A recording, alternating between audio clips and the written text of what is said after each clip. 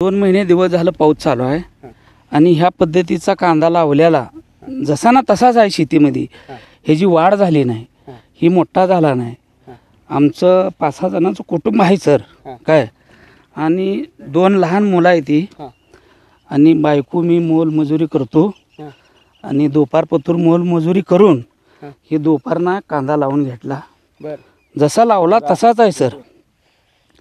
आई घरी आजारी आहे, तिला दवाखान्याला पैसे नाही सर.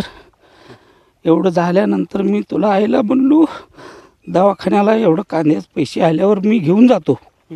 आता आईला नेऊ का कांदा मार्केटला नेऊ?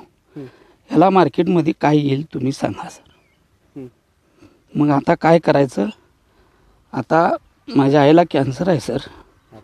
आता हात सुजला आहे.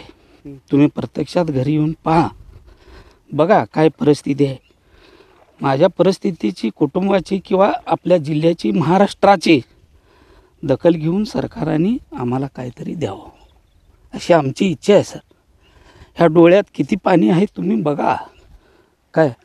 आणि इथं काय चाललं आहे बघा. शेतीत जेवढं पाणी आहे तेवढं डोळ्यात पाणी आहे, पण सरकारच्या डोळ्यात पाणी येणार नाही.